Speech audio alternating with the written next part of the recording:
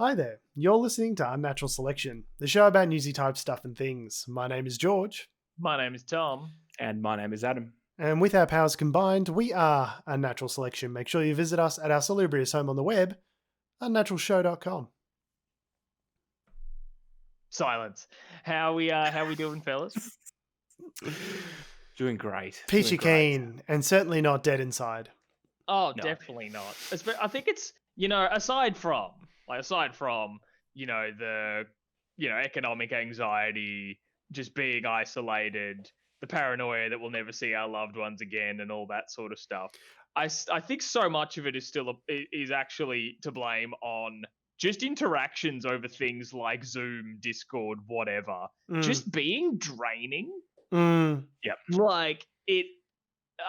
I this have podcast drains me, to be honest. Just with a delay, I can't deal with the lag. It's only like a fraction of a second because we're using Discord, but it's too much. But it just somehow takes so much more effort to be engaged in a conversation over something like this than it would if we were sitting in front of each other.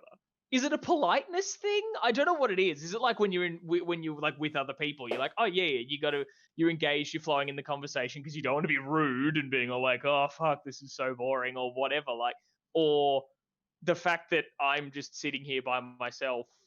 I don't know. Is it a subconscious thing? I don't know, but it's so much more draining. It is draining using VoIP software as a collective term.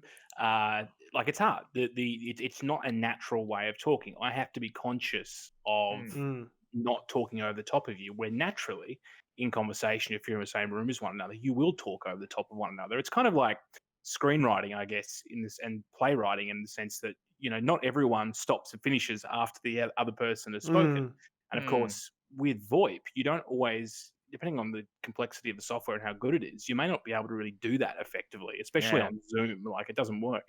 Yeah. On this, it's not too bad. It is one of those things where before when you're speaking in person, every interaction, every piece of dialogue comes out sort of naturally, and you're using sort of the body language of the people, of those around you, to try and gauge where you fit in the conversation. And a lot of that information is just absent. So I think the cognitive load of like having to keep track of exactly where people are talking and not talking, like it's annoying. It builds up. Are you saying, George, that my HD webcam of 2.1 megapixels? I would like to clarify. It's just called. It is called a HD webcam. It is not, in fact, a HD webcam. See, technically, 1280 by 720 is HD. Yeah, I'm starting up a new company called Australian Prime Beef. It is, of course, beef that I've picked up off the side of the road in Thailand. So not really anything to do with it. The company is called Beef. It's just the name. Yeah, actually lamb. It was funny earlier, Tom, you mentioned, aside from the existential angst, the economic anxiety. It just reminded me of, what have the Romans ever done for us? The aqueducts. Yeah, of course, the aqueducts. Yeah. The aqueducts, the roads, the education. Well, of course, the roads go without saying. But aside from the roads, the aqueducts, the education, hygiene, what have the Romans ever done for us? Nothing. Well, I got a bit petty today because obviously we're not allowed to have guests over. And stage 4, you got to make them feel it. Yeah, exactly. And, you've got to, sit in ISO and deal with it. But I did hear the neighbours downstairs have some guests earlier today. And they were sitting outside, not wearing masks as well. I sort of looked down at my little window and I saw them. Looking down on them, literally and figuratively. That's it. And then the question was that I couldn't give myself, I wanted to, but I was like, oh, no, I better not. Well, should I have dobbed them in? Yes. Well, that's the masks point. I suppose they're in their private residence, like it was their balcony spot. I think legally they don't have to wear masks in that point. I mean, if you've got people who don't live there present, it's probably a smart thing to do. But I don't think you're breaking the law in that sense. But no, it'd be more that there are people there. I know it's tricky because also did it look like they were their parents or something like that? Like was it family. Care or could we have argued like it's a care visit, dropping something off, or felt like a family visit, dropping off a few beers, which I then immediately drink. You immediately got on.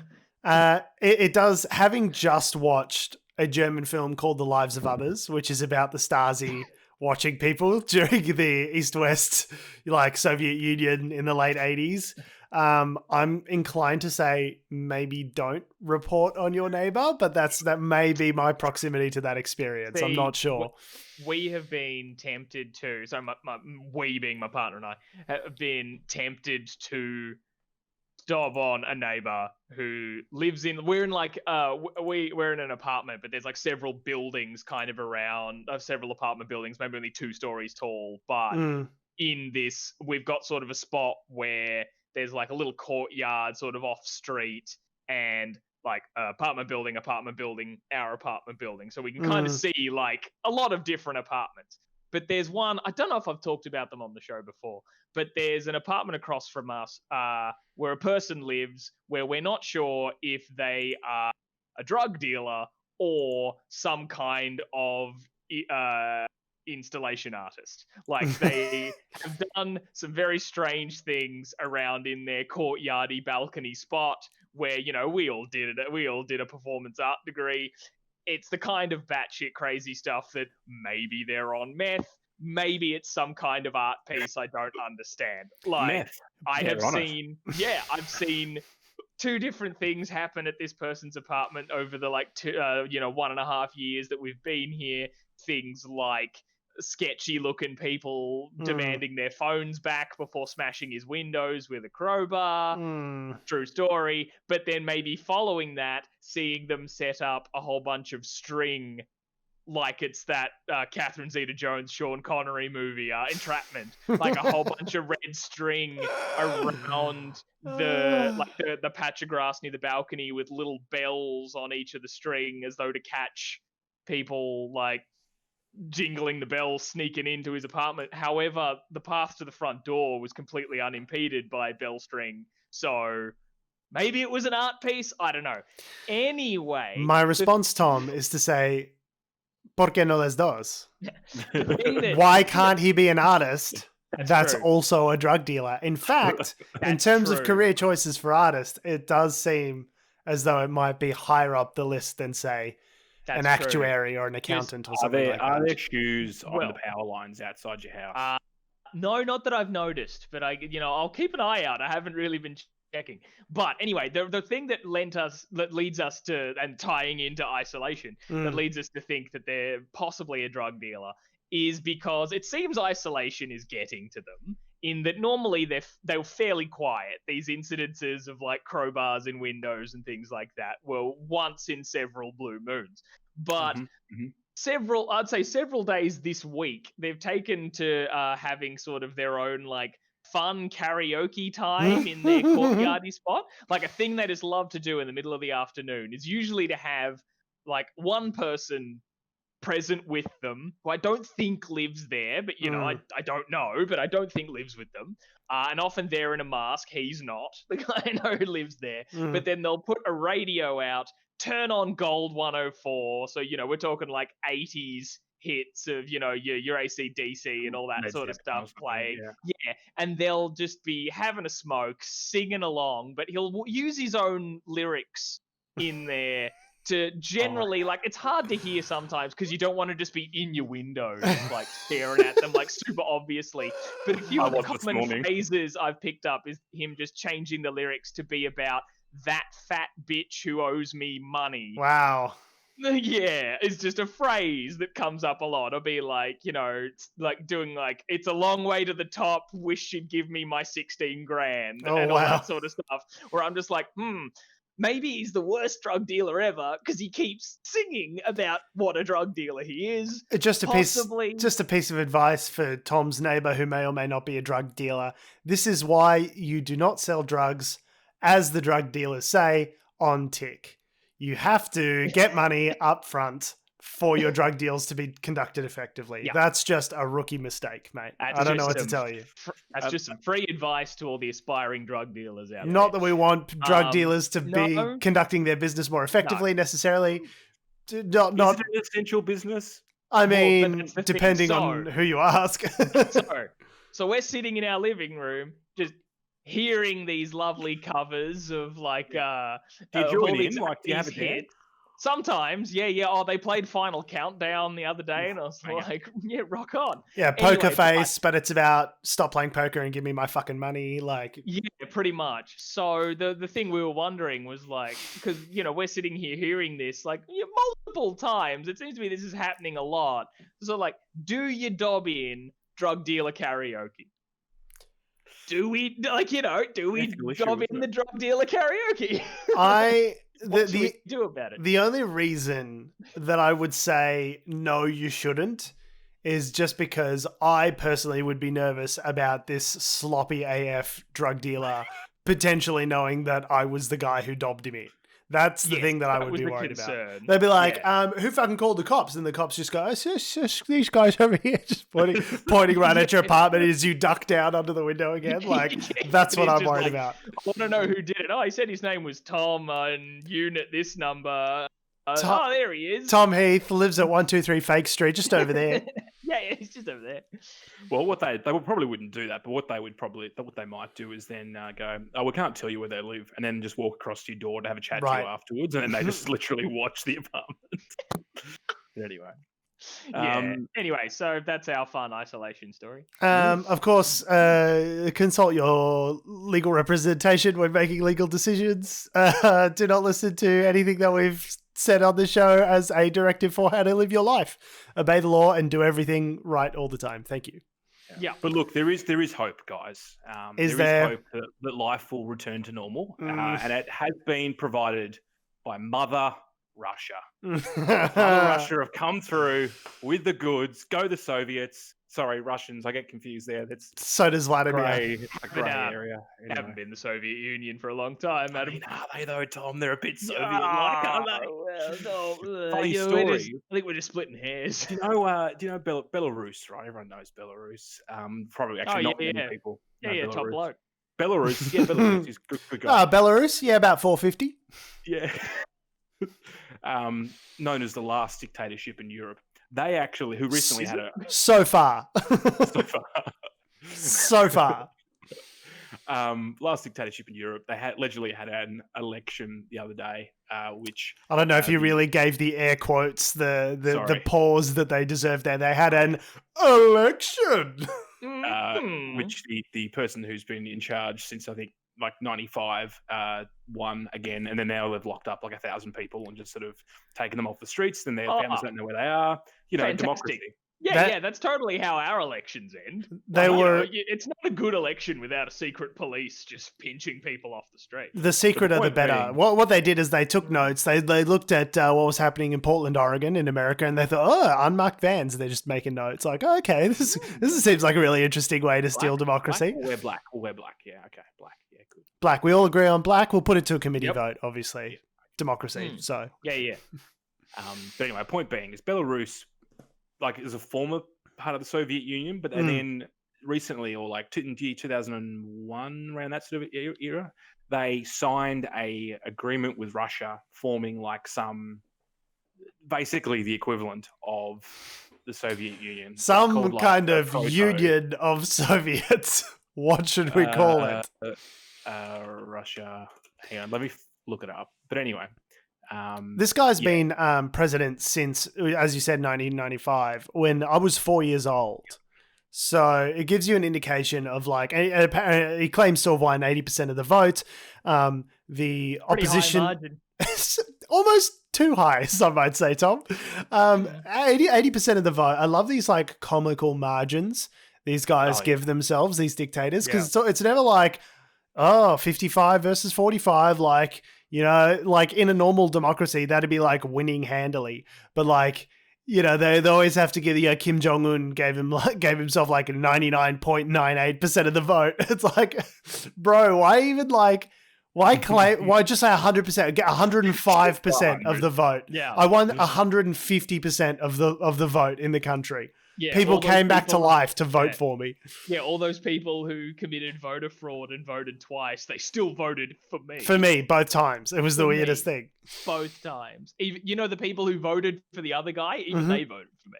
The opposition leader has she's since fled the country, which is what happens in all great democracies. Good democracy. Another great end to an election. The opponent flees for their life. Yeah, normal stuff.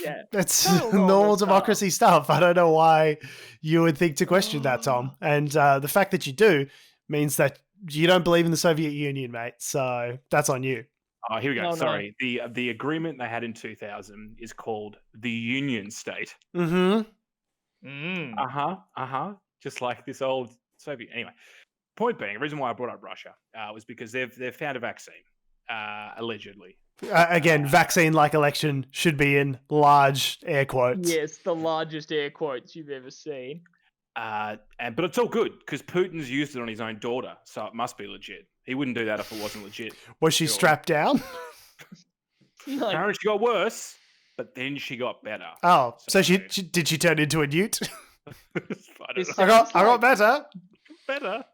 Yeah, that's such like snake oil salesman kind of thing of like, you'll feel worse at first, so don't come for my blood like tomorrow after you've taken it, but give it a week and then you feel better. And if you die, obviously you didn't use enough. That's the key. The thing is, Sputnik 5. Yes, they have called it Sputnik 5. That's true. Hang on, what was the thing is? Hang on, they named it after a satellite. Yeah, I remember like original Sputnik. The thing is with snake oil salesmen, though. The thing is with snake oil salesmen. At the end of the day, at least you have some snake oil. Like the problem with this Russian vaccine is that you don't get. There's nothing at the end of the day. So apparently there is a vaccine.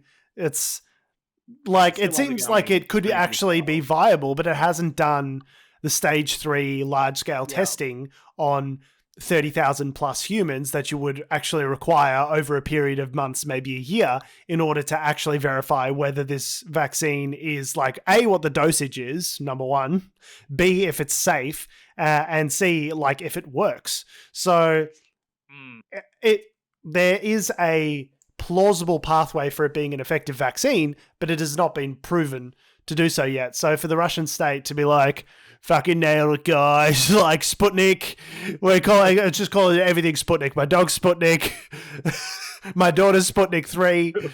Like, I just, there's nothing to indicate that this is safe and effective. He used it on his daughter, so obviously it's safe. I'm sure Vladimir Putin has as many daughters as he has, like, secret stashes of billions of dollars. Like, they could just retrieve a new one from, the cryogenic freezer if ever something went wrong with the previous one. I don't know. I've never seen Putin's daughter. I wasn't aware. But look, they're going to finish up clinical trials, which involves about 2,000 people. That only started this week. But that's why production beforehand. But they're calling it early. But yeah, exactly. I'm calling it super early. I'm gonna put mine together in 5 years. I'm calling it a super duper early now. Before I've even conceived of it, I've come up with the cure. You have to test these things in a population larger than the size of 30,000 people in order to achieve statistical significance. Because if you are deploying this vaccine in the orders of millions or hundreds of millions of doses, even a small fraction of a percent of side effects, terrible side effects, could be disastrous when applied to millions and millions of people. So you need to be absolutely sure that the thing is safe, and the only way to do that is through large-scale testing. So to say you've jabbed 2,000 Russians that couldn't leave a room because they were strapped to the chair, and they go, nobody died. It's like this guy's vomiting blood over here or something, and they're just like, it's fine, it's all good, Sputnik 12. He was like, hey, he doesn't have coronavirus anymore. Yeah, he doesn't because he's dead from... Instead, he just has explosive mouth diarrhea. Hey, no COVID-19. The thing that I mentioned... He can't get COVID because he cannot breathe. Yeah. The thing that I mentioned to you guys before the show was, does that make me an anti-vaxxer if I don't trust the Russians? Absolutely not. What it means is you wait for... This is why we have the science. The science is...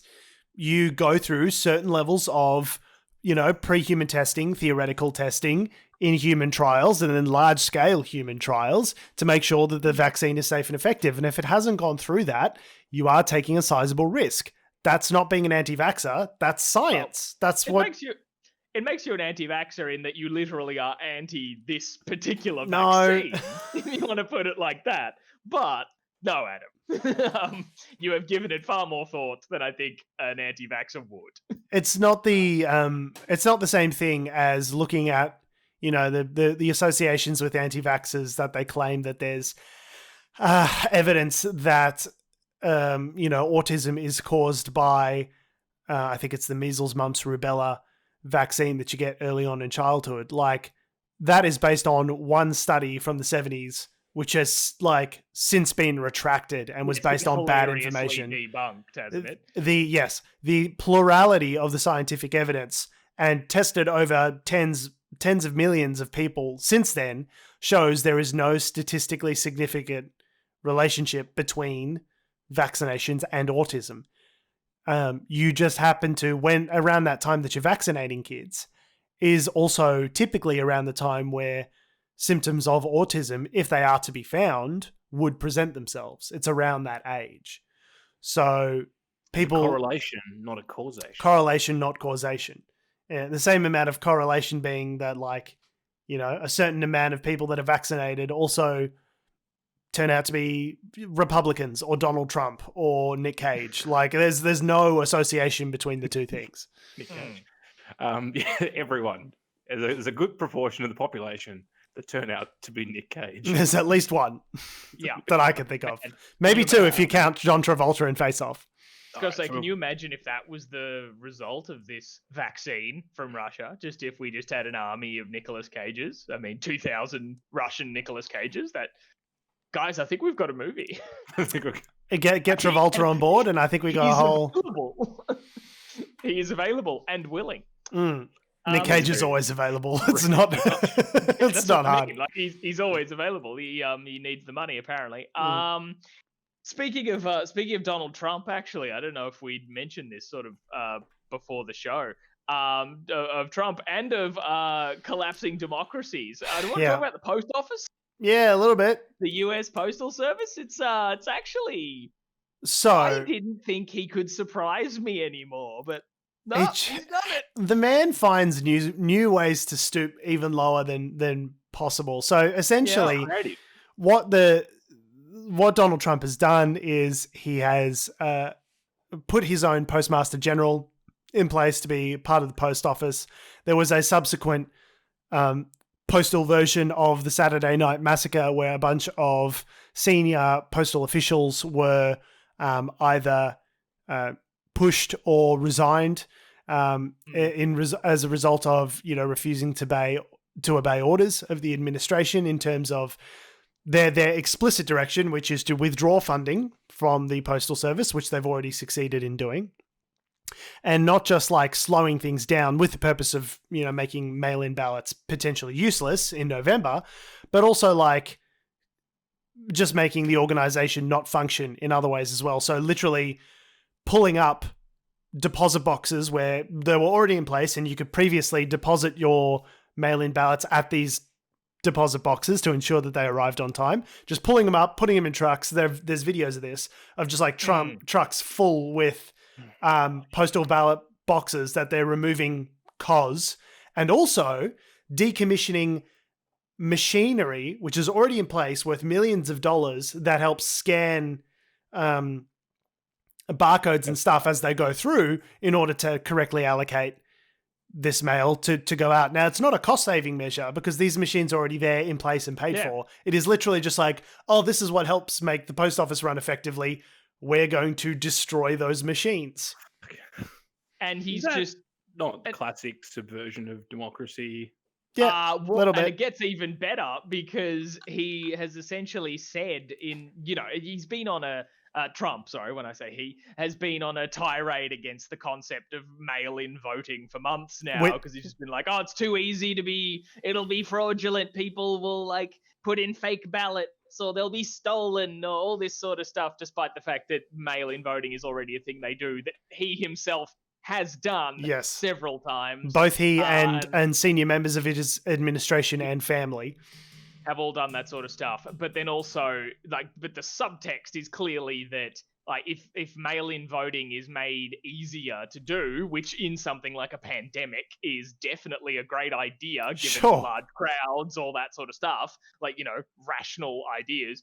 But it would also mean that all the effort that they've put in over decades and decades to make it harder for people to vote, or the people that don't want to vote, that would completely undermine that. But then he is guys, you're completely undermining all the gerrymandering we're doing. What are we going to do if everyone actually exercises their right to vote? We're not going to win. They've like straight up said that. Like, it's not it is so bold-faced and out in the open. It's like, I don't know how you can, like, it's clear to me at this point that Republicans cannot win unless they cheat. They have to cheat to win. And it makes it all the more frustrating because it doesn't seem as though the Democrats really have, a plan for sort of pushing back on this. Like, there have been some local protests and things like that, which stopped the ballot box retrieval that they were doing in Montana. But like, I don't know. Yeah. It just seems like they're powerless to stop the worst effects of this and are going to get fucked by it. And America lives in a state of pseudo-democracy now, like, without exaggeration. Yeah, because like the extra part of it was that in like a press conference or something, Trump essentially said that he's like, no, mail-in voting, mail-in voting won't work or anything like that because the post office just doesn't have the resources to handle it. And I have denied them. Blocking a $25 billion subsidy to the postal office because of that. And you're like, wait, huh? Because people keep reporting, like, the allegations that Trump is crippling the post office to win the election. It's like, it's not an allegation anymore. He said it. They're saying it. He said the loud part quiet and the quiet part loud. Like, they are just straight up admitting to like voter suppression at this point. And the question is, where's the armed militia? Where's the well-armed militia in case of tyranny? Yes, where are they? All those people who have bazookas in those cabinets of break in case of tyranny. Where are you guys? Oh no, they're out. They're out and about. They're just protesting the Black Lives. They're dealing with the Black Lives. They're dealing with statues, with the real impingement on their freedoms, which is being forced to wear a 0.5 centimeter piece of fabric in front of their face when outside. That is the real tyranny, Tom. Snatching people up in unmarked vans and detaining them on no charges. With no badge numbers and no identifiable, identification with any particular law enforcement body. That's normal. Stopping people's right to vote freely, that's all normal Republican stuff. But if you dare make me wear a mask, so help me God, that's fucking tyranny, Tom. That's fucking tyranny. Sorry, I'd forgotten that real tyranny is wearing masks and having to treat people of color and queer people as people. Right, sorry. The thing is, in Trump's situation, it's not actually a smart strategic move for him to ban mail-in ballots because the people who are most likely to stay home during this epidemic on voting day are those that are exceedingly vulnerable. The people that are elderly, for example, who are typically Trump voters, are the ones that would be most reticent to get out of their house and go to a polling station. But for fear of dying. So let's just let him do it. So it works in our favor. That's the thing. Right? So I suppose it's if he wins, it's his second and allegedly last term, right? So he just needs them alive for one day. For November 3rd, and not much thereafter. And then he's in the office, and like, cool. This is because that's the terrifying thing. Like, we've seen Trump the last 4 years in getting re-elected. Trump. What's a second 4 years going to look like when he's not beholden to these people anymore? This is him on his best behavior, trying to get reelected. This is him trying so hard to not be himself so as to get reelected. Could you imagine what this is going to look like in, 6 months if he's reelected? Yeah. Like, apparently the Secret Service shot someone out the front of the White House the other day as well. That's right. That happened in the well, that's the thing Trump said in front of the White House. I believe it happened a couple of blocks away from the White House. So, but yeah, there was the Secret Service who shot someone. I haven't seen much come out of sort of that? Have you seen anything of like Don't know. why they shot the person, or like, Part of me wondered whether it was someone Postal worker. angry postal worker. Yeah. But look, I mean, there is hope, guys, because Is Biden, the 81-year-old god amongst men, apparently. I don't know. No, he's got his questions about him. But look, he's a guy. He's the not Trump. He's the giant douche to the turd sandwich. This election is Trump versus literally anyone else. Yeah, I would literally vote over a sentient potato rather than Donald Trump at this point. Like, it really is just a case of like, you need a competent human being with a functioning brain in the White House. And so I'm just imagining like, sentient potato versus Trump. Everyone comes out, votes the sentient potato in because it's such like a, blue no matter who, whatever. The potato gets up on the podium, just starts cackling, and then these like really Soviet propaganda-y flags just unroll over the White House. Slow. Planes. The potatoes march out, and we're like, oh no, Russian potato, not again. What have we done?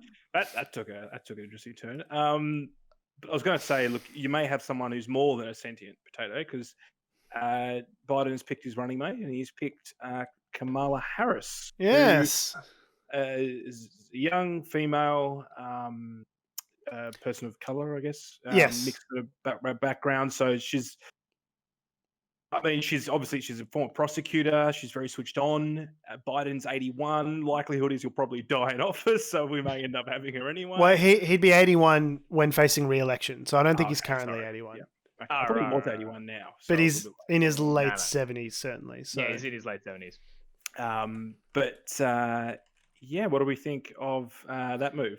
So he's 77 at the moment. Kamala Harris is 55. She seems reasonably competent. I think she might face some, like, totally called it, by the way.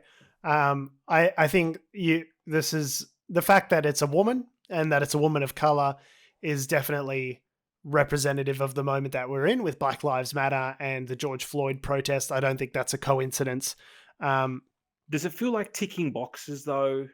In some ways, there is a certain amount of genuine. I would have personally. I think I would have rathered that he just announced that it was a woman of color rather than saying, "I'm going to announce a woman."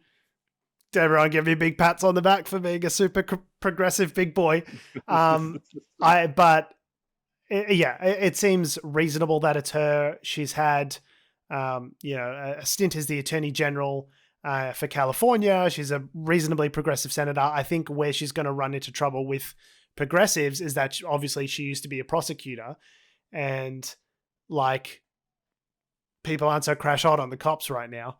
Yeah, but also like. But if anyone's in a position to reform law enforcement, it could be Biden her. Also isn't campaigning on defunding the police or anything like that. Like, he's very much said, like, no, that's not something that I'm looking at doing. So already that's sort of like, even before making a pick like this, he clearly his campaign clearly does not care to push that as an agenda to win favor.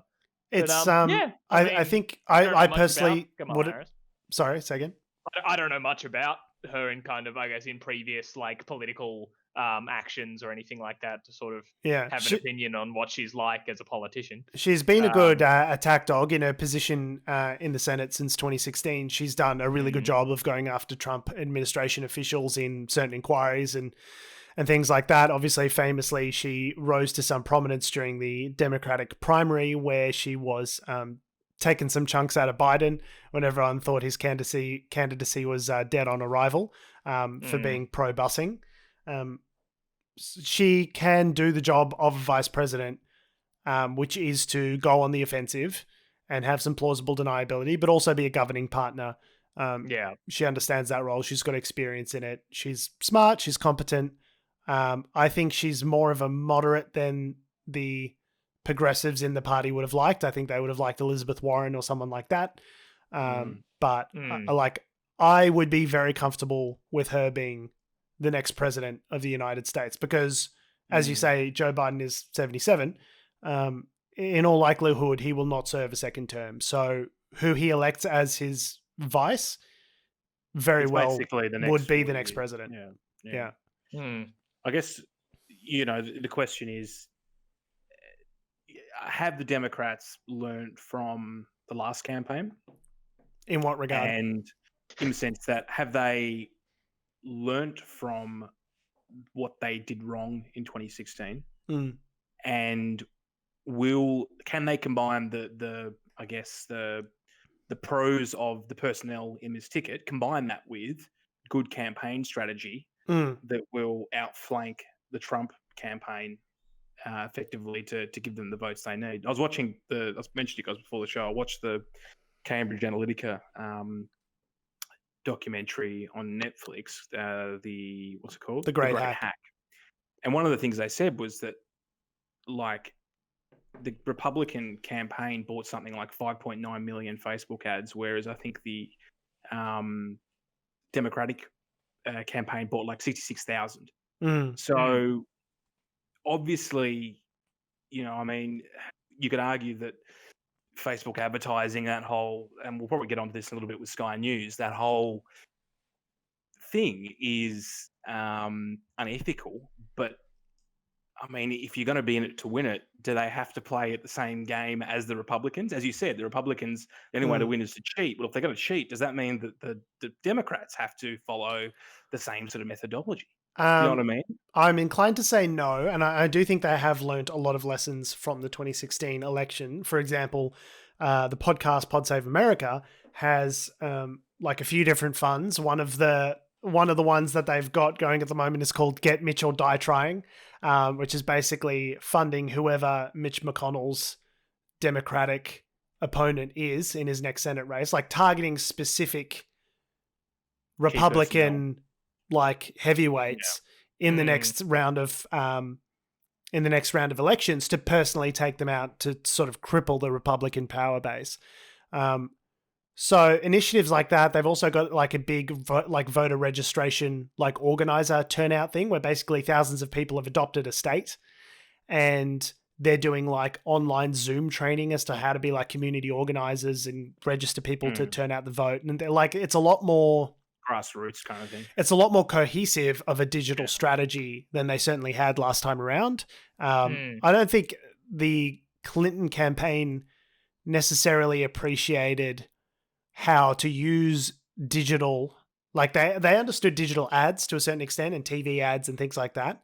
But I don't know that they necessarily appreciated what digital could do to influence on the ground efforts. And I think that's where this time around the Democrats are a lot stronger. And I also think that Donald Trump has pissed off a lot of people. There's a lot of different constituencies that are really pissed off at him right now. Veterans, even college-educated white people are turning against him. Uneducated voters, white people are turning against him in large numbers. Like Biden has in the polls, and I know we're all suspicious of polls. It's the most important poll is the one on November 3rd. But it seems as though all indications are that people are unhappy with Trump and they're willing to entertain just about anyone. And the fact is, Joe Biden is a moderate white guy, which is like, that's what voters love. Like it's, it may be incrementalism. People go, he's not progressive enough, but like he is running on the most progressive platform ever that any Democrat has ever run on.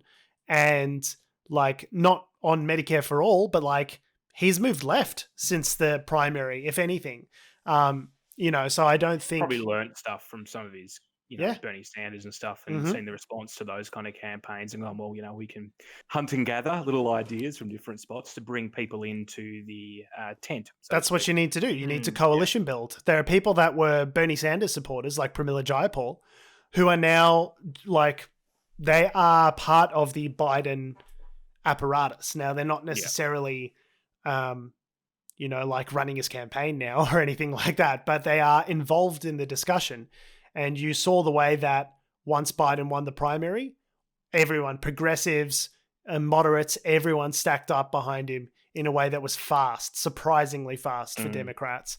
So I'm reassured that hopefully, and the economy being in the toilet means that the Democrats actually stand a chance this time around. And like, by God, please let it be Biden. I can't take another 4 years of this fucking moron Trump. I just can't take it. Like, my little heart cannot deal with the world that we must live in if he gets reelected. Like, and it's amazing. Like, it hardly hits us as hard as it hits Americans. No, I know that, and I don't want to make out like, you know, because at the end of the day, it isn't our country. But this is something I've spoken about before, is that America's place on the world stage is a big deal. And it's a big deal for us here in Australia specifically, because we've always sort of tread the line between the US and China. And when you've got China on our doorstep, and now we're doing military exercises, you know, with the US Navy in the South China Sea to try and... You don't want a loose unit sitting in the White House being like, push the red button, bro. Yeah, just push it. You really want someone with a steady hand, someone who understands the arguments, someone who backs Australia, strategically, but can also, think strategically, and not just, you know, Trump has been lucky up until coronavirus. The only crisis has been Trump. He was the crisis that we were all dealing with at any given time.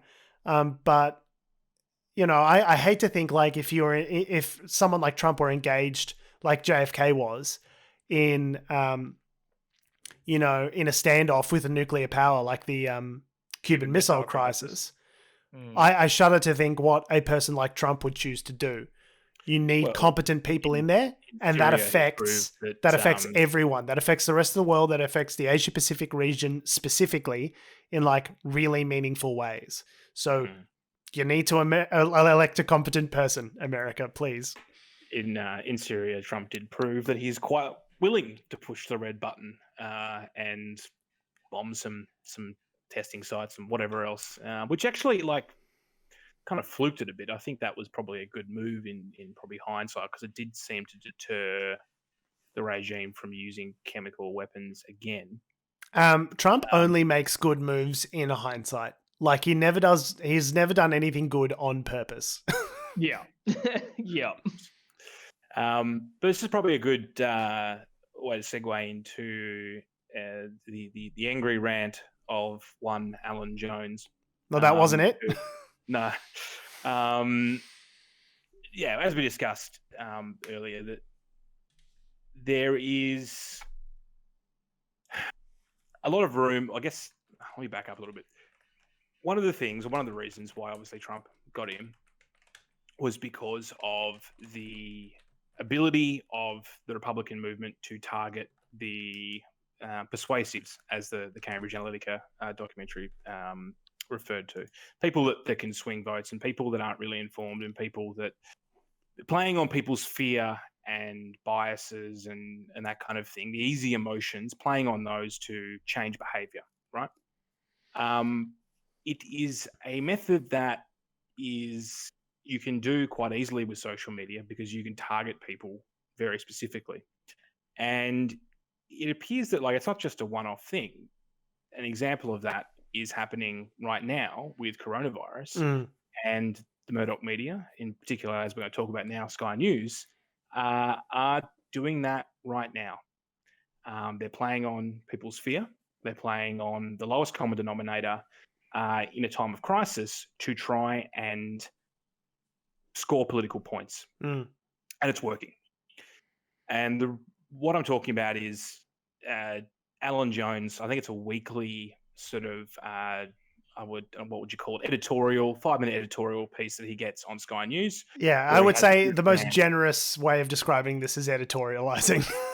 Yeah. Psychopathic rant would be another way of putting it, I think. Tom, did you have that video loaded? Yes. So let me just... Might be an ad break or something with it, because all good news sources have ads beforehand. As a quote that I saw recently, which said, "The truth is behind a paywall, the lies are free." And no one exemplifies that better than Alan Jones in this current moment. So we just wanted to, I guess, go through some of the stream. Could you full screen that, Tom? I sure can. Yeah, awesome. And, perfect. Just do a bit of a pause comment on some of the stuff he had to say. Are we playing OK Stop, Adam? We're playing OK Stop. Do you want to play OK Stop? Let's do it. Okay. All right, I'll have my finger hovered over the pause button. Well, look, before we go any further, let me just say this. I must be living on a different planet. Everywhere I go, and I mean everywhere, the constant refrain I get is that people are sick and tired of dictatorial politicians promoting a climate of fear and alarmism over coronavirus. Okay, stop. But they never cite the figures.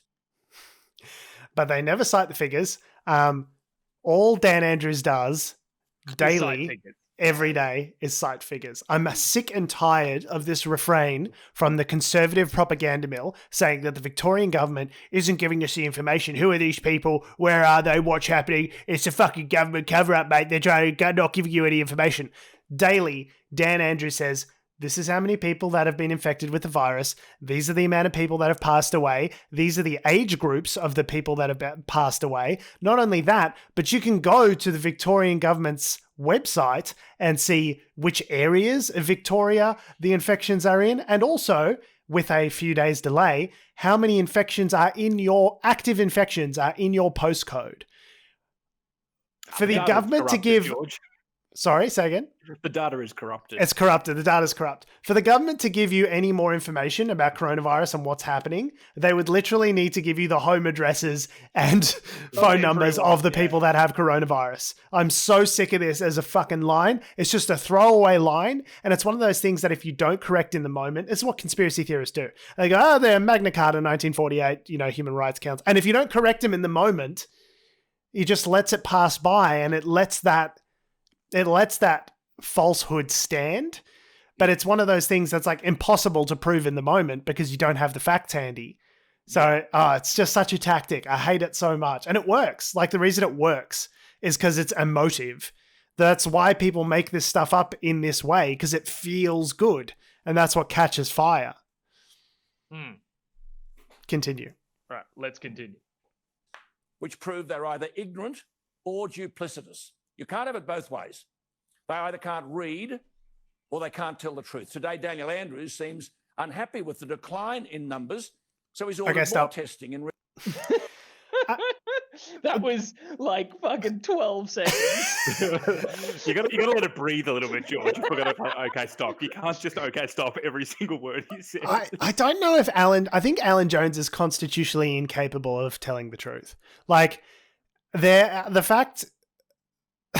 Okay, so someone's dropping what he's referring to there is that Dan Andrews, the experts were expecting a more precipitous decline from the introduction of stage 4 restrictions. Now, as of today, Sunday, the 16th of August, we are seeing a really substantial decline in cases. So it's probably about 2 or 3 days later than what people were hoping for or expecting. There's also been the introduction of mask wearing, more strict lockdowns, reductions on like where you can shop, so you can only go within a 5-kilometer radius of your home, things like that. And we are seeing the effects of all of these lockdowns in place. So to say that like Dictator Dan is unhappy because the figures aren't low enough, it's like we were looking at figures that were in the 600 to 700 range 10 days ago, a week ago, sub 300, and now they're consistently sub 300. So it is a clear and present indication that these things are working and that things are on a good path. He spent in the press conference today, he spent, I'd say, a quarter of it thanking people for their patience, thanking healthcare workers, like really appreciative of the sacrifices that people are willing to make. Like he goes out of his way to do that. So to see this is annoying and upsetting. Continue, please. Let's see how long we last this time. I'll try and regional hold it. areas where there are no COVID cases. You get it? Looking for new numbers. No, okay, stop.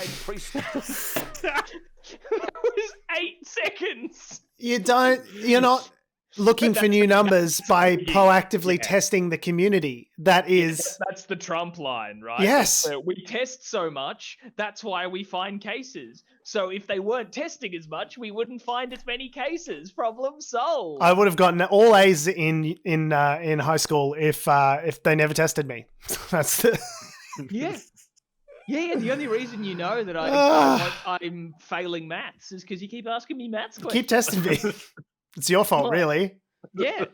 Stop testing me and you'll think I'm a fucking genius. Like, it's this circular fucking logic that makes no sense whatsoever. And like either you are deliberately misleading people or you are like weapons grade fucking stupid. Yeah. Like to not understand the distinction there. And before we start the video again, can I just point out, I think the tagline that they've now got on the screen, I don't think that means what he thinks it means. Where the tagline says, virus response undermined by ignorance. You know what? I'd agree with that. Your ignorance specifically, Alan. Yes. I don't think it's the ignorance that he's talking about, though. I do not think this Chiron means what you think it means. Yes. All right. Let's see. 8 seconds is the record. Okay, I'm holding it. Excess of alarmism. And I know for a fact large numbers of her party and her cabinet, that is on the rare occasions they meet, are fed up with this stuff. Okay, so these figures here. Where are they? In front of me. No, let him try and find the figures first. That was 10 seconds. You got like this will be a short one. I'm sure you don't fucking know. You're not like mates with Gladys Berejiklian's fucking ministers, and you know exactly how they're feeling. Like you're just editorializing there. You're just saying what you think and putting it in the mouths of other people. That's fucking horseshit. He might actually be pretty close with a number of. Then cite your sources. Cite your sources. Like, you can't just say, I'm hearing lots of people reckon. Like, if you're confident enough to say it on national television, going out to 1 million plus people just on Facebook alone, fucking have the confidence of the courage of your convictions. Cite your sources. Turns out Beryl from Parramatta isn't actually as reputable as what he may have thought. Which is such a shame because she's always come through for us. All right, let's just watch him struggle to find his notes. Oh God! World health figures, and they're clear. They're clear. I card it with me somewhere here. I've got them, and I card it with me wherever I go. There we are. World health figures, and it tells us they're there. 6.3 million infected patients. Oh my God! Serious or critical around the world. Front page. Let him get to the end of this. The rest, 99%. Unless these dumb politicians don't understand numbers, oh my God. The rest are mild. In Australia, it's cost us $360 billion so far for 361 million deaths. For 361 deaths, $1 billion per life. And in all of Australia, 25 million people, 51 are critical, 43 of them in Victoria, 8 in the rest of Australia. Critical, 8. 634 in hospital in Australia. 619 in Victoria, 15 in the rest of Australia. 15, and this is a pandemic. Is there a politician with the spine to tell Australia the truth? And here they are contemplating lockdowns. More threats from Gladys Berejiklian, bars and cafes. Haven't we crushed business enough? Lockdowns. Well, if lockdowns worked, why is there a problem in Victoria? Okay, stop. The Lancet... Hang on. Well, I know the next point that I think he drops is insane, but go ahead. You can't say that lockdowns don't work and say the reason the rest of the country is doing so well and things are going badly specifically in Victoria is because of the lockdowns. He does this all the time. But it's like why are things good in the rest of the country? It's because their lockdowns worked. You can't say, well, it's all good in Brisbane. It's all fucking Victoria's fault. Like, the reason things are better there is because they did a lockdown well and they achieved good results. Like, that's what... And the thing that's really discouraging is we learned that this week, I think it was, in New Zealand, that they had... I don't know exactly how many cases it was. There is a number of cases that are increasing each day. A number of cases that after having 0 new cases for over 100 days, you had new spread of coronavirus in the community pop up in the order of whatever it was, a couple of dozen people. This proves that this virus is, in a substantial portion of people, is asymptomatic and can make transition throughout the community without you even realizing it before it pops up somewhere like aged care or something like that where people die. Second of all, the death rate is well in excess of 1%, so I don't know how you can say that critical cases are only 1% when there's a higher than 1% death rate, but that's fine. We'll just move swiftly past that. Yeah, let's just blast past that one. People, it's not just people in their 70s and 80s and 90s that are dying. There was a guy in his 20s that died last week. Yeah. In his 20s. That's you and me. That guy was younger than you two. That's you, George. Adam and I are both in our 30s. There's been, this is not a totally harmless thing, and people have also had ongoing chronic health conditions as like weeks and months after that they still haven't fully recovered from this disease, and who knows what that's going to look like 50 years from now, what other chronic health conditions people might have in the long term ongoing as a result of this virus. Yeah. And this is with the benefit of lockdowns. We've only got 361 deaths or whatever that number was with the benefit of an economy melting level lockdown. So, this is what it took for us to only have... His next few points, because I think we'll come back to exactly that, George. His next few points are the ones that when I was watching this for research the other day, Adam, when you sent it, was what made me like just stand up and say this really boils my piss. So hang on.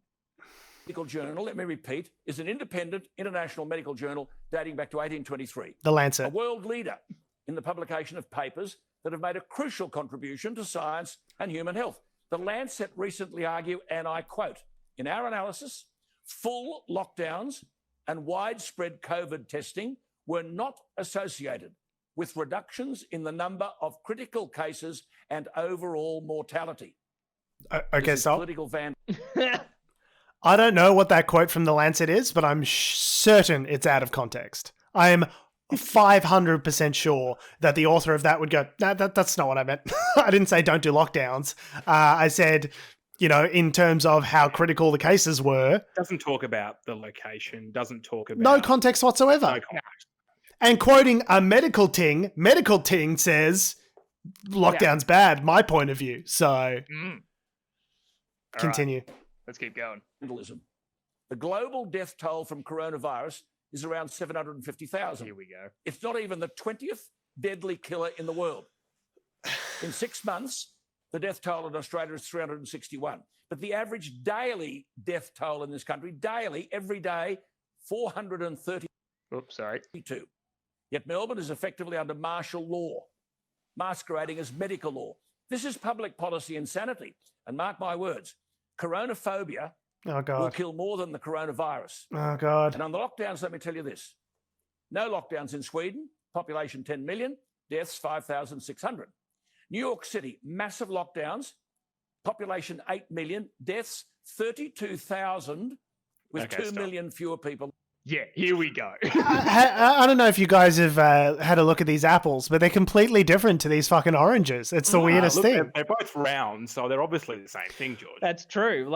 10 million and 8 million, they're similar numbers. But let's just ignore the fact that one is an entire country and the other one is a tiny concrete island. So a tiny country that, yeah, literally a concrete jungle is how it's described. Yeah.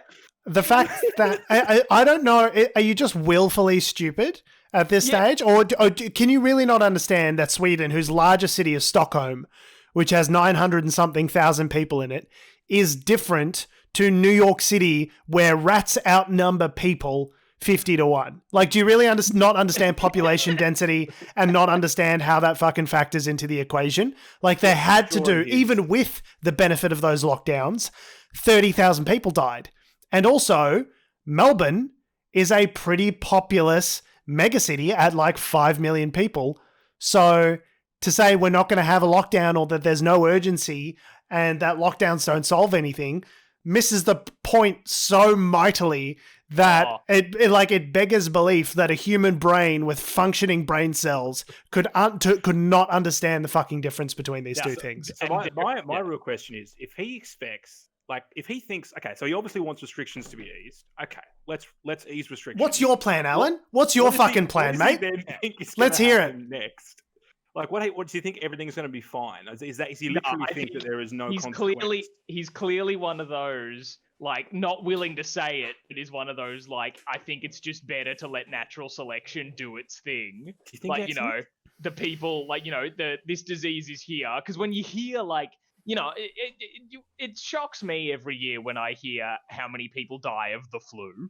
like on a per year basis. Also bad. Anytime I've had the flu or like a strong cold or something, I've never thought that I was going to die. But then you hear how many people actually die of the flu, and you go, oh, well, wow, that's actually quite serious. But we don't have lockdowns in flu season yet. So he's looking at it like that. But like, we also have a vaccine. One of those. We have a vaccine for the flu, where even if that particular strain of the flu isn't included in the flu vaccine that you get every year, it could still ease the symptoms that you might otherwise get, because there's commonalities between when they select a flu vaccine, they say these are the 5 strains we think are going to be active this flu season, and we'll prepare you for those. Now, there's a chance it might be different strains or the strain might mutate, but getting a vaccine, the general flu vaccine, still protects you against other kinds of flus that aren't necessarily in that list, because they share a certain amount of similar genetic material. So you might still get the flu, but it's nowhere near as worse.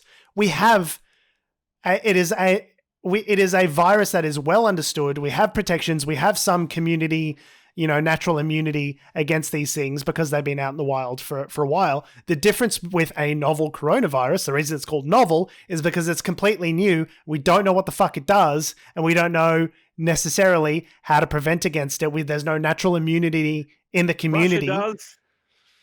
Oh yeah, Russia does. But Russia's got our back. But it's just, I think seriously though, if Alan Jones actually had the courage of his convictions and actually believe this, go into an ICU and start licking some coronavirus victims. If it's no big deal, you fucking 79-year-old puddle of a human, go and lick some coronavirus victims and we'll see if you make it. And if you don't, then maybe you were wrong. And if you do, then I guess you were right. How about that? I offer you the challenge, Alan. Have the courage of your convictions and start licking Ronas. Let's just finish the video. I was going to say, there's a quote towards the end that really boils my piss, and I'll let you know when it happens. In Sweden, New Jersey, population 9 million. 1 million fewer than Sweden. Deaths, 16,000, 3 times as many as Sweden. Massachusetts, population 6.9 million, 3 million fewer than Sweden. Coronavirus deaths, 8,300, 1.5 times that of Sweden. Yet here in Australia, we've smashed the economy, destroyed the livelihoods of good people. And what have we got to show for it? Nothing, except alarmist and hysterical politicians who seem incapable of researching for themselves and calmly presenting the electorate with the facts. Okay, stop. This is where I'm stopping. Do your own research? Is that what boiled your blood? Oh, no, there's that. But there's he can't, like, if you put this whole video in context, right? Because he gets that whole part at the end where he lists off all the population numbers and how many deaths and comparing it to Sweden. I know numbers. Here is numbers. New Jersey is made of people who are numbers. Like, it's just fucking, you're just listing things that situations which aren't similar, different levels of restrictions, different responses. Like, the equation is not smash the economy or deal with the virus. It's, we have to deal with the virus in order to allow the economy to open. Everyone's economy is smashed right now. Just let Tom make his point. But he's listed all this stuff off. He's gone blah, blah, blah, blah, blah, blah. This is how devastating it is, like in all these other places. But here in Australia, we've only had like 300 and something deaths and we've smashed the economy. What do we have to show for it? Nothing. No, I don't know. Maybe not having fucking 50,000 deaths is what we have to show for it. And on top of that, you can't say that we've gone overboard, like fucking hugely overboard with crazy lockdowns. And they're saying that they don't do anything while also saying that we've had fewer deaths. Yes. The fact that it's only 300 and something deaths is a testament to how hard we've had to work in order to combat this virus. You can't say that, it's done nothing. It's only killed 300 people, so it's not that serious, but also say we did too much. Because but also, what we did is why there's so few. These 2 points do not correlate together, and he's somehow just forgotten that. My question to Alan Jones: how many people is an acceptable number of deaths? Yeah. How many? Is it 70,000? Is it 100,000? Like, it reminds me of when we were talking about this online. I used the quote from Shrek, where he goes, "Some of you may die, but that is the sacrifice that I am willing to make." Like, that is basically the argument that Alan Jones is making at the moment. It's like, and he is a huge Lord Fuckwad. Yes. Let's just finish the video, and then we're running out of time. So we've got 20 seconds to go. Which prompts the question, are they seduced by polls? Now they're talking about coronavirus elections. Well, bring it on. There are some of us who won't tire of reminding the electorate of the catastrophe these politicians have created. The voiceless need a voice. Ah, yes, the forgotten men. So the reason why obviously everything he said is bananas, right? Yeah. It's stupid logic. That's putting it mildly. The reason why I wanted to talk about that, and with the same reason why we shared a similar video, because he does it sort of every week, a few weeks ago, was that the thing that struck me was that, one, people I know are sharing this, which means they're obviously sympathizing to those views to some degree. It has broad appeal. That's what misinformation is. Especially the amount of if shares, your business has been fucked over, is like going under. Like, I can see, being frustrated that we've done all this and but you've got to actually think about it. Yeah, the amount of shares that video had was 6 at that particular time. It had only been out for, I think, a day and a half or something like that. Was 6,500, and it had a similar number of likes. And you look at the comments, and most of the comments at the start were very much supportive of the kind of stuff that Alan Jones is talking about, which leads me to believe that it is similar to what we saw in the 2016 US election. It's the same sort of thing. It's just now with coronavirus. And I don't know. I want to write back to some of those people that I know that are sharing this stuff and have a go at them. But by the same token, I don't think that they know. I don't think they're actually smart enough to work out what's going on. I think they are literally that concerned about their own viewpoint, that they only know what they know, right? And I don't know, it sort of strikes me as like, is it the fact that Murdoch Media, Sky News is it their fault, or is it the fact that people aren't looking at all the information, distilling it in the same way we are? Like, whose fault is no? Because it's a deliberate strategy. Misinformation works. Bullshit works, and the more bullshitty it is, the more it works. So, was it Goebbels who said, if you repeat a lie often enough, what's that quote? You might be thinking of Goering at the Nuremberg trials. If you repeat a lie often enough, it becomes the truth, essentially. It becomes the truth, yeah. There is a deliberate strategy around promoting incendiary material in order to drive views and clicks. It is not surprising. The Australian, I learned this week, runs at a $40 million loss per annum. Okay? It is not a money-making endeavor at this point. It is the credible leg of the Murdoch press propaganda apparatus that they can point to and say, look, we're doing good reporting on XYZ. Look, we've got credible journalists spouting the facts that no one reads. And then, meanwhile, over here, Sky News and Herald Sun, where their bread is actually buttered, is where they're pumping all the horse shit that they're actually making money out of. It is a deliberate strategy to undermine right-thinking people and smear left-leaning politicians. Like, that is all it serves to do. And if it makes some money in the process, then that's great.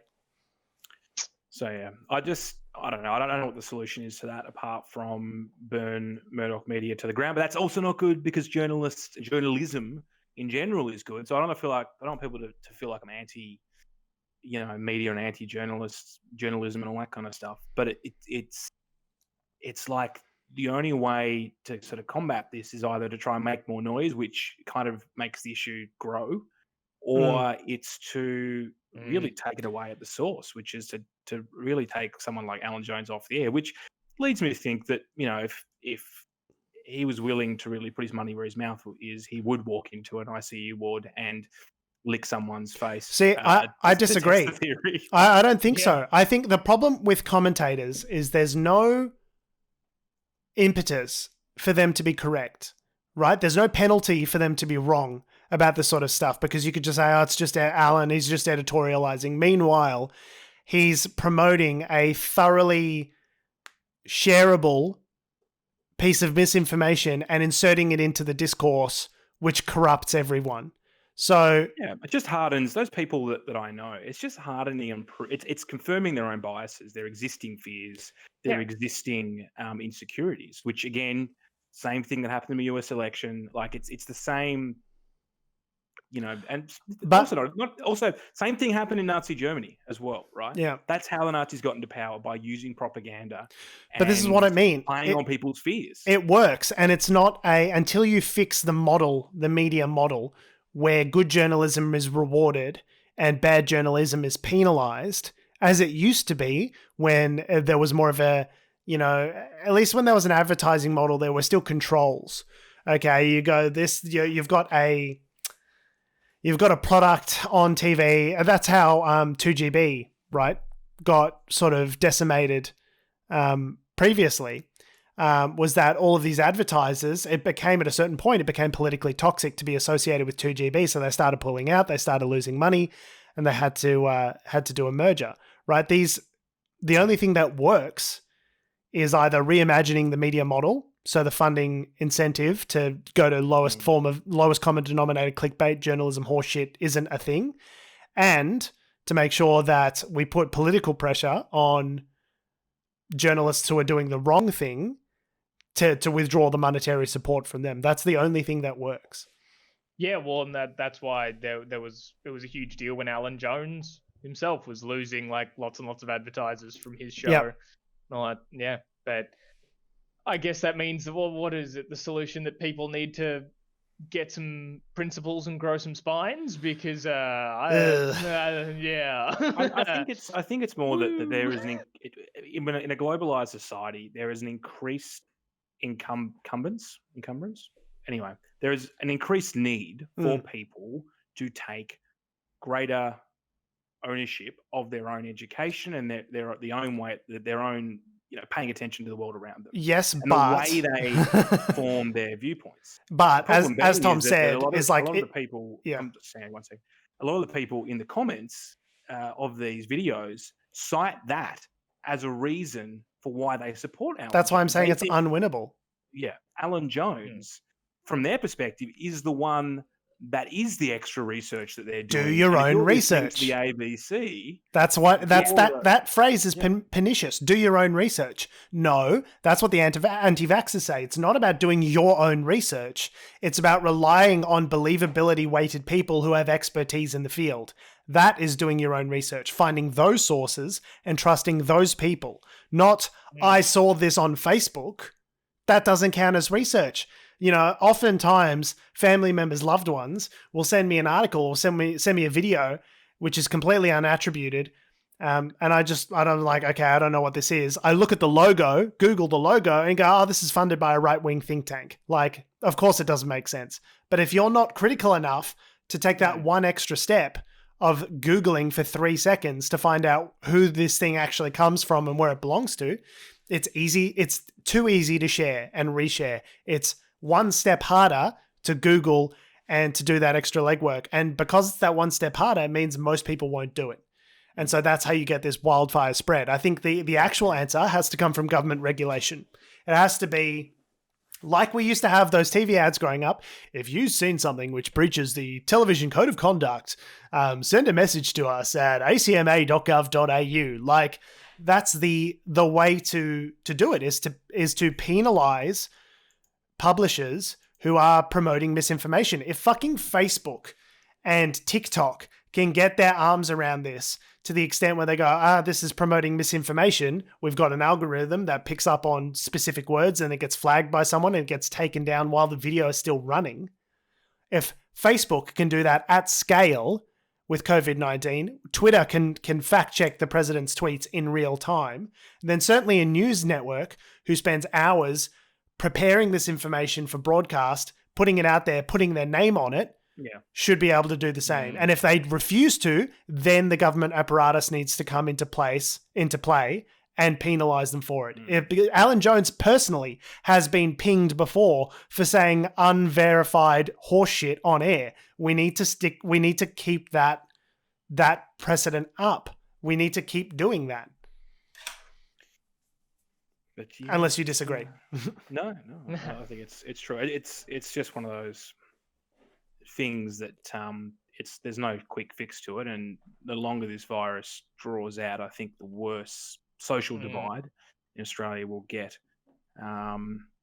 It's tricky, particularly with the pandemic, because like that's a more immediate sort of thing, because we're dealing with two sorts of things here, right? Because I guess the solution kind of just in general, people's willingness to, I guess to look critically at all the sources that they have. That's a long-term issue with like access to education and all these other sorts of things, because, like it's all well and good to say like, be smarter, be smarter, be more critical, like, all that sort of stuff. Like know where to look up when there are people who don't have like either the means or the resources to do a lot of that sort of stuff. They don't have the access to like the education to be taught those critical thinking skills or all those sorts of things. What a peer-reviewed article is, like, I'm assuming all that sort of stuff for some people. And so like access to all those sorts of things, and also to then to I guess it's also it's a broader thing on education as well, as to how those sorts of things are taught as well, because you've got to be engaging to different generations as it sort of goes along, of like to find a way to like get to teach the way that they learn rather than. So you're saying appropriately fund the education system so that people can think for themselves. Yeah. I wonder if the LNP government has a perspective on how they fund education that's at odds with that. That doesn't sound right at all. No, they might do. Or I wonder how they felt last time that a bunch of students thought for themselves and it wasn't in line with their agenda. I think they took it well, that. If I remember correctly. They took it really well. Just in the short term, like we can say funding education, all that sort of stuff, but, like that. That's an intergenerational solution. The pandemic's raging. That's so that's a long-term solution. In this instance, people just gotta get good. I would I know it doesn't seem like an actual real solution, but like here's something practical that you can do about it today is actually go to the Australian Communications and Media Authority, or the acma.gov.au. And there is a section where you can complain. There's an online complaint form. You can email broadcasting@acma.gov.au. There is a mechanism, even if it is relatively toothless, to try and force some standards, because if you continually have a certain level of complaints about a particular news channel and a particular broadcaster reoccurring in large numbers over time, at a certain point, you hope the political machinery would pick up on that and do something about it. You need to register your dissatisfaction with this kind of quote unquote journalism, and you need to keep these people accountable because they're not going to do it themselves. We are more careful after that headline, that piece in Media Watch, where the headline of the Australian newspaper, this is meant to be as part of the Fox News high-low strategy. This is meant to be their high watermark for journalism. The Australian, published a graph about coronavirus numbers, which was lifted from some guy's Twitter. Not verified, not sourced. He's not a government official. He's not denied it. Doesn't do any modeling. They denied it, but like the same typos that he had in his modeling also showed up in the modeling that the Australian printed on their front page. So we are more accurate, more careful and thoughtful here on this podcast with what the information that we put out than the major journalistic apparatus out there right now. Like, this is how bad things have gotten in Australian media. Yeah, and we're idiots. And we're morons. We're absolute idiots. Like, we're not trained journalists. Well, Tom is, but like, but I recognize that when you speak in front of a microphone, you have a duty of care to the people that are on the other end of it. Now, we can make jokes and talk in generalities and maybe we get things wrong, but when we've obviously gotten something wrong, we will then talk about it on the next week's show.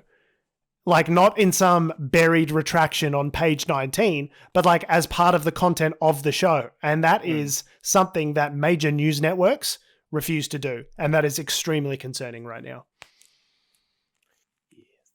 Yep. And meanwhile, they're trying to defund the ABC, which is one of the last remaining actual places for decent journalism that remains in Australia. So That's biased leftist media, George. reality is left biased. I'm sorry, Alan, that not everything lines up well with your psychotic point of view, but like that's that they report the facts and they're well-intentioned, good people that do the right thing. Reality has a leftist bent, as Stephen Colbert once said. So that's been the show for the week. It's been a long one.